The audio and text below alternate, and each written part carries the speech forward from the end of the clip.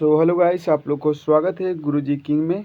मैं आशा करता हूं कि आप लोग स्वस्थ और मस्त होंगे। ठीक है दोस्त, तो आप लोग अगर बिहार पुलिस की तैयारी कर रहे हैं या अदर किसी भी एग्ज़ाम की तैयारी कर रहे हैं बिहार पुलिस में, मतलब बिहार में किसी का जॉब अगर आप लोग लेना चाहते हैं तो ये वीडियो आपके लिए परफेक्ट है। ठीक है, लेकिन सबसे ज़्यादा है ये वाला है बिहार पुलिस के लिए। ठीक है दोस्त, तो देखिएगा इसमें क्वेश्चन हर तरह के आपको क्वेश्चन मिलेगा। ठीक है, जैसे जैसे हो गया, नदी हो गया, मतलब हर तरह का क्वेश्चन मिलेगा आपको इसमें। करंट अफेयर सब तरह का क्वेश्चन मिलेगा। ठीक है, तो देखिएगा पहला प्रश्न देखिएगा दोस्त क्या कह रहा है। जो क्वेश्चन नंबर 1 को देखिएगा, हाल ही में बिहार के 42वां राज्यपाल के तौर पर किसे पद ग्रहण किया था। मतलब पद ग्रहण किसने किया था 42वां राज्यपाल के तौर पर। तो बिहार के राज्यपाल अभी कौन है? तो बिहार के राज्यपाल अभी कौन है? अफील मोहम्मद खान है। इसका राइट जवाब हो जाएगा ऑप्शन नंबर बी हो जाएगा। ठीक है, अब देखिएगा क्वेश्चन नंबर 2 को देखिएगा, मौर्य काल में प्रांतीय शासन का प्रमुख समानता कौन होता है। देखिए यहाँ क्वेश्चन को ध्यान समझिए। इस यह कह रहा है प्रांतीय शासन का प्रमुख समानता कौन होता है। मतलब देखिए अगर आपका पिता अभी शासन कर रहे हैं तो अभी कुमार ही, तो आप अभी कुमार है या आर्यपुत्र है, तो आप ही उस समय के बाद आप ही शासन करिएगा। ठीक है, तो इसका राइट जवाब हो जाएगा कुमार या आर्यपुत्र हो जाएगा। ठीक है, अब देखिएगा क्वेश्चन नंबर 3 देखिएगा। क्वेश्चन नंबर 3 देखिएगा, मुगल मुगल दरबार के संस्थापक बाबर का सबसे बड़ा पुत्र कौन सा था। जो इसमें सबसे बड़ा पुत्र कौन था, मतलब बाबर का सबसे बड़ा पुत्र का नाम क्या है, यहाँ से क्वेश्चन होता है। देखिए बाबर का सबसे बड़ा पुत्र नाम क्या था। बाबर का सबसे बड़ा पुत्र का नाम क्या था? हुमायूं था। क्या था दोस्त? हुमायूं था। ठीक है, अब देखिएगा क्वेश्चन नंबर 4 को देखिएगा। क्वेश्चन नंबर 4 को देखिएगा, 14 जून 1947 को भारत के विभाजन का प्रस्ताव पारित हुआ, तो उस बैठक की अध्यक्षता किसने किया था। मतलब उस बैठक की, मतलब देखिए 1947 में जब भारत विभाजन हुआ था तो उस बैठक की अध्यक्षता किसने किया था। तो कौन किया था? जेबी कृपलानी ने किया था। कौन किया था? जेबी कृपलानी ने किया था। ठीक है, इसका राइट जवाब हो जाएगा ऑप्शन नंबर सी हो जाएगा। आप देखिए क्वेश्चन नंबर 4 को देखिएगा, अष्टाध्यायी नामक प्रसिद्ध पुस्तक के लेखक कौन है। जो अष्टाध्यायी नामक पुस्तक है उसका लेखक कौन है। तो इसका राइट जवाब क्या हो जाएगा? पचमा का राइट जवाब क्या हो जाएगा दोस्त? पचमा का राइट जवाब हो जाएगा ऑप्शन नंबर बी। कौन थे? पाणिनि थे। कौन थे? पाणिनि थे। ऑप्शन नंबर बी राइट हो जाएगा। ठीक है, अब देखिएगा क्वेश्चन नंबर 7 देखिएगा, भारतीय राज्य उड़ीसा को स्थापना तिथि किस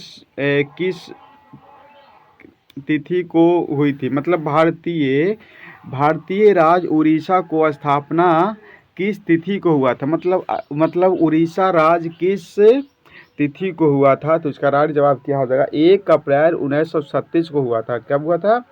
1 अप्रैल 1937 को हो गया था। ठीक है दोस्त, अब देखिएगा क्वेश्चन नंबर 7 को देखिएगा, पानीपत का तीसरा युद्ध किसके बीच लड़ा गया था। तो ये पानीपत का तीसरा युद्ध किसके बीच हुआ था? तो किसके बीच हुआ था? अहमद शाह और अब्दाली और मराठा के बीच हुआ था। किसके बीच हुआ था? अहमद शाह, अब्दाली और मराठा के बीच हुआ था। ठीक है, इसका राइट जवाब ऑप्शन नंबर डी हो जाएगा। अब देखिए क्वेश्चन नंबर 8 देखिएगा, मीराबाई का गुरु या उपदेशक किसे माना जाता है। क्वेश्चन नंबर 8 को देखिएगा। ये सब क्वेश्चन बिहार पुलिस में आपको देखने के लिए आवश्यक मिलेगा। ठीक है दोस्त, तो आप लोग इसीलिए इस वीडियो को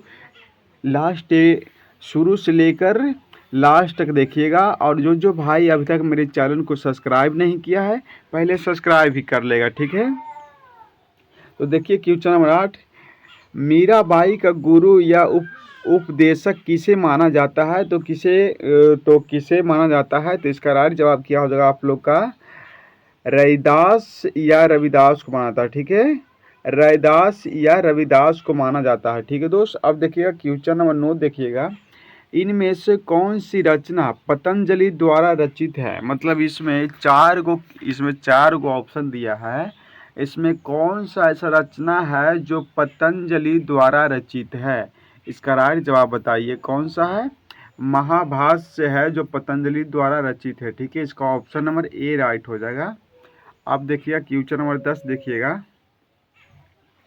बिहार में प्रस्तावित 2 विशेष आर्थिक क्षेत्र कहाँ स्थापित किए जाएंगे? जो बिहार में प्रस्तावित विशेष आर्थिक क्षेत्र हैं वह किस जिला में स्थापित किया जाएगा, कि कहाँ किया जाएगा बिहार में? तो इसका राइट जवाब हो जाएगा आप लोग का बक्सर और पश्चिम चंपारण। बक्सर और पश्चिम चंपारण में स्थापित किया जाएगा। ठीक है दोस्त। अब देखिएगा क्वेश्चन नंबर 11 को देखिएगा। एक प्रकाश वर्ष किसके बराबर होता है? जो एक प्रकाश वर्ष होता है वह किसके बराबर होता है? तो इसका राइट जवाब हो जाएगा आप लोग का ऑप्शन नंबर ए राइट हो जाएगा। ठीक है, 9.46 गुना 10 पे पावर 15 मीटर होता है। ठीक है दोस्त, ऑप्शन नंबर इसका ए राइट हो जाएगा। अब देखिएगा क्वेश्चन नंबर 12 देखिएगा। क्वेश्चन नंबर देखिएगा 12 को देखिएगा दोस्त। बिहार विधानसभा का गठन किस वर्ष हुआ था? मतलब बिहार विधानसभा का गठन किस वर्ष हुआ था? तो इसका राइट जवाब क्या हो जाएगा आप लोग को? ए में दिया है 1911, बी में दिया है 1935, सी में दिया है 1946 और डी में दिया है 1922। तो इसका राइट जवाब क्या हो जाएगा आप लोग का? 1935 में हुआ था बिहार विधानसभा का गठन। ठीक है, अब देखिएगा क्वेश्चन नंबर 13 को देखिएगा। क्वेश्चन नंबर 13 क्या कह रहा है? चंपारण सत्याग्रह का नेतृत्व किसने किया था?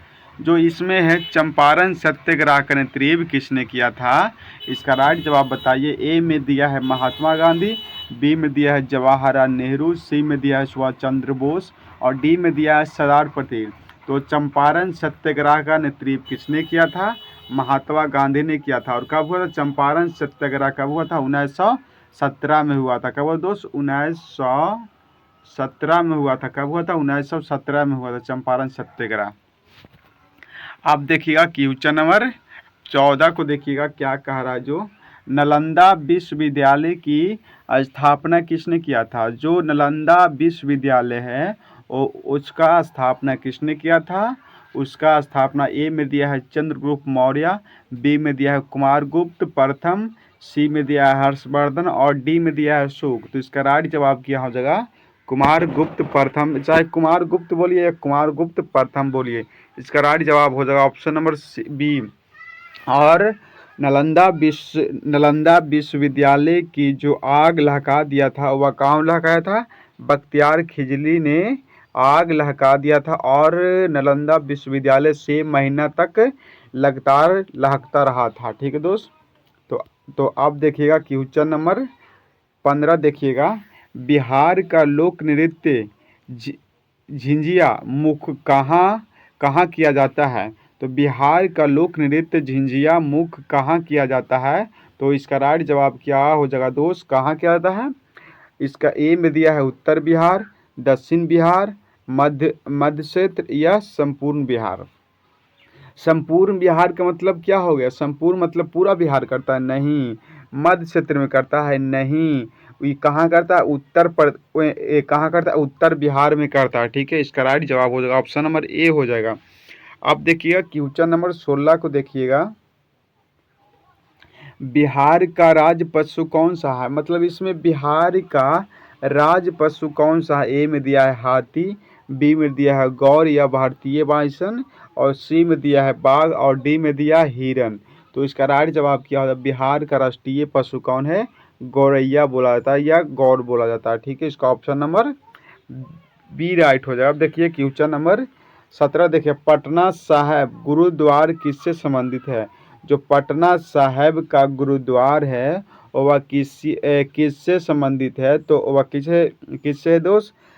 दसम गुरु गोविंद सिंह से। किससे है? दसम गुरु गोविंद सिंह से। इसका राइट जवाब हो जाएगा ऑप्शन नंबर सी राइट हो जाएगा। ठीक है दोस्त। आप देखिएगा क्वेश्चन नंबर 18 को देखिएगा। ककोली कांड के प्रमुख शहीद में से एक कौन थे जिनका संबंध बिहार से था? और वह एक ऐसा कौन कौन थे जिसका संबंध बिहार से था? वह कौन थे? राजेंद्र रहीलिया जो थे ककोली कांड में, वह एक बिहार से थे। ठीक है दोस्त। अब देखिएगा क्वेश्चन नंबर 19 को देखिएगा। बिहार में सबसे अधिक गन्ना उत्पादक किस जिले में होता है? तो बिहार में सबसे अधिक गन्ना उत्पादन किस जिले में होता है? ए में दिया है पश्चिम चंपारण, बी में दिया है सारण, सी में दिया है सीतामढ़ी और डी में दिया है वैशाली। तो सीतामढ़ी और चंपारण तो दोनों मतलब एक ही दिन है, लेकिन सीतामढ़ी हो जाता है बहुत दूर रहता है और चंपारण भी हो जाता है बहुत दूर रहता है। लेकिन इसका राइट जवाब हो जाएगा पश्चिमी चंपारण में गन्ना उत्पादन ठीक होता है। मतलब पश्चिमी चंपारण हम गए परीक्षा देवे दोस्त, तो उधर खाली गन्ना की खेती होता था। ठीक है, तो आप लोग भी बिहार का पूरा दर्शन कर लीजिए, तो आपका एक दो क्वेश्चन मतलब अपने आप ही बन जाएगा। ठीक है, अब देखिएगा क्वेश्चन नंबर 20 को देखिएगा। विक्रमशिला विश्वविद्यालय की स्थापना किस राजा ने किया था? तो देखिए विक्रमशिला विश्वविद्यालय की स्थापना 20वां क्वेश्चन देखिएगा। विक्रमशिला विश्वविद्यालय की स्थापना किस राजा ने किया था? तो इसका राइट जवाब क्या हो जाएगा आप लोग का? ए में दिया है धर्मपाल, बी में दिया है देवपाल, सी में दिया है गोपाल और डी में दिया है महिपाल। तो इसका राइट जवाब क्या हो जाएगा आप लोग का? धर्मपाल हो जाएगा। क्या होगा दोस्त? धर्मपाल हो जाएगा। अब देखिएगा क्वेश्चन नंबर 21 देखिएगा। क्वेश्चन नंबर 21, रक्त तिलक किसकी प्रसिद्ध रचना है? जो इसमें रक्त तिलक प्रसिद्ध रचना है वह देखिए रक्त तिलक किसकी प्रसिद्ध रचना है? तो वह किसकी प्रसिद्ध रचना है दोस्त? रामधारी सिंह दिनकर का है। किसका है? रामधारी सिंह दिनकर का है। इसका राइट जवाब हो जाएगा ऑप्शन नंबर ए राइट हो जाएगा। ठीक है दोस्त। अब देखिएगा क्वेश्चन नंबर 22 को देखिएगा। बिहार का प्रसिद्ध मेला सोनपुर मेला किस नदी के तट पर लगता है? बिहार का प्रसिद्ध मेला सोनपुर मेला किस नदी के तट पे लगता है? तो इसका राइट जवाब क्या हो जाएगा? गंडक नदी के तट पे लगता है। कहाँ लगता है? गंडक नदी के तट पे लगता है। तो आप देखिएगा क्वेश्चन नंबर 23 से देखिएगा क्वेश्चन नंबर 23 को देखिएगा दोस्त। मनुष्य की खोपड़ी कुल कितनी हड्डियों से बनी होती है?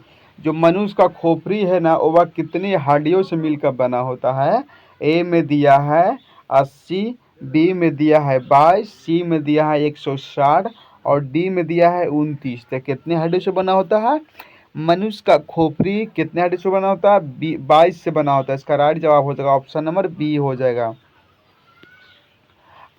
अब देखिएगा क्वेश्चन नंबर 24 को देखिएगा।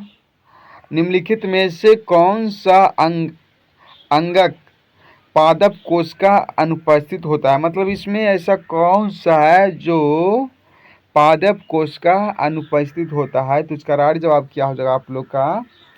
पादप कोश का किसमें अनुपस्थित होता है? सेलुकस कोशिका भित्ति या रसधानी या प्लास्टिड या तत्काल। देखिए सेलुकस निकेटन में होता है लेकिन प्लास्टिड में नहीं होता। इसका ऑप्शन नंबर सी राइट हो जाएगा। ठीक है दोस्त। अब देखिएगा क्वेश्चन नंबर 25 देखिएगा। सन 1789 में एंटोनी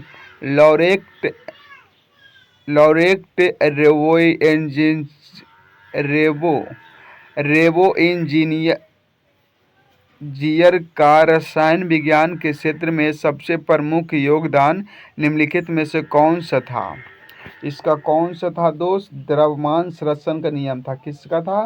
द्रव्यमान संरक्षण का नियम था। ठीक है, इसका राइट जवाब हो जाएगा ऑप्शन नंबर सी राइट हो जाएगा। अब देखिए एवोगाड्रो संख्या का मान कितना होता है?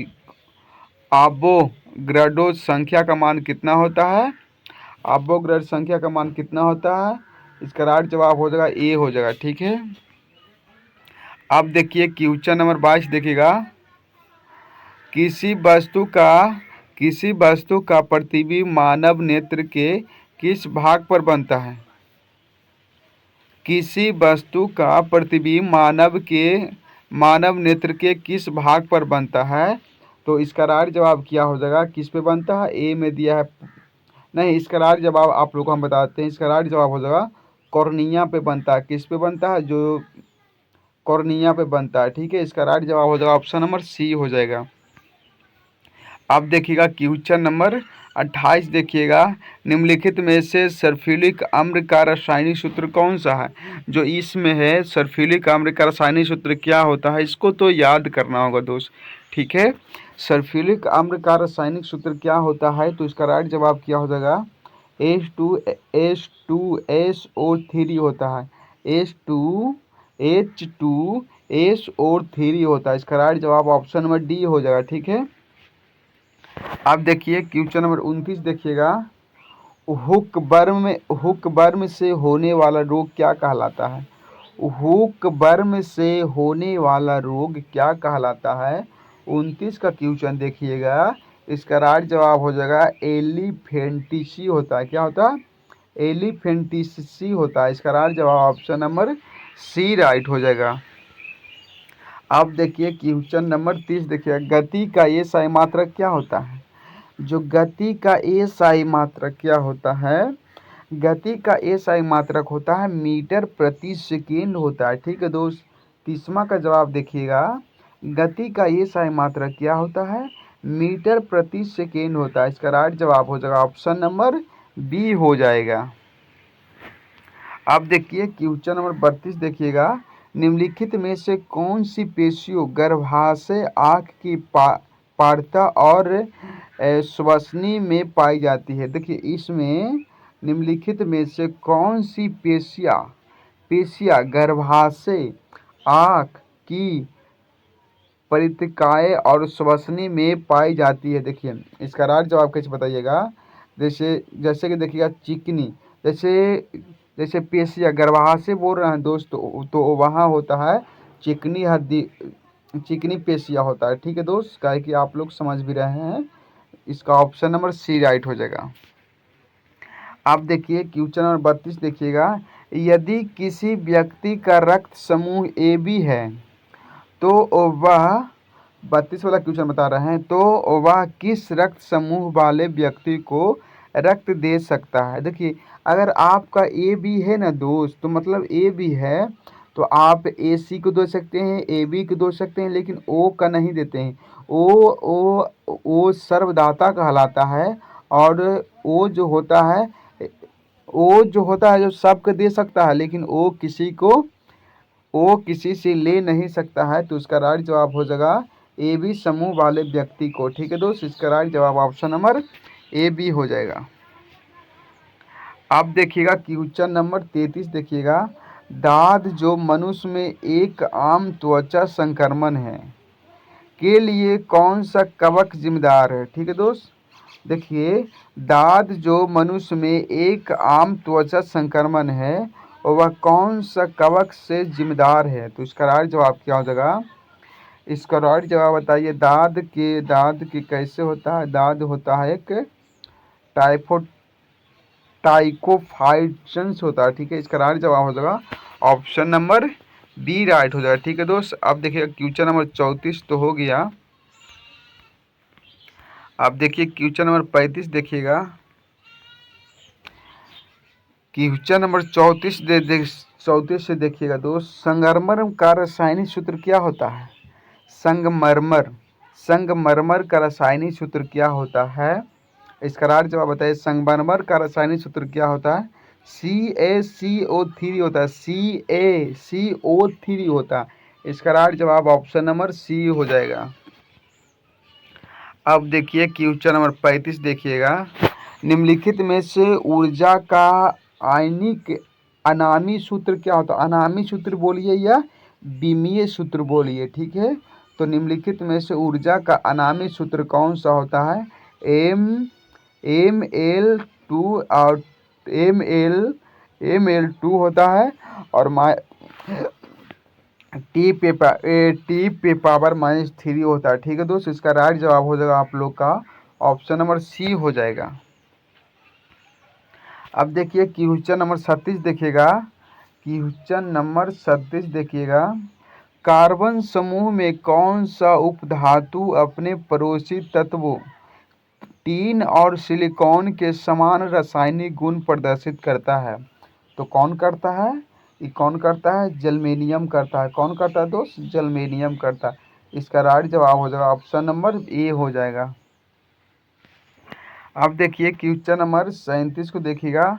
स्कर्वी रोग किस विटामिन की कमी से होता है? जो स्कर्वी रोग होता है और वह किस विटामिन की कमी से होता है? तो विटामिन डी के होता है, विटामिन सी के होता है, विटामिन ए के होता है और विटामिन के के होता है। तो किससे होता है? विटामिन सी का होता है और इसका रासायनिक नाम क्या है? अस्कर्बिक एसिड होता है। ठीक है, विटामिन सी की कमी से होता है। अब देखिएगा क्वेश्चन नंबर 38 देखिएगा। मलेरिया के उपचार के लिए सिकोन वृक्ष के किस भाग का उपयोग किया जाता है? देखिए मलेरिया के उपचार के लिए सिकोन वृक्ष के किस भाग का उपयोग किया जाता है? तो इसका राइट जवाब क्या हो जाएगा? ए में देखिए जड़ है, बी में सार है, सी में पत्ता है और डी में बीज है। तो बीज को तो नहीं होता, पत्ता का नहीं होता, जल का नहीं होता।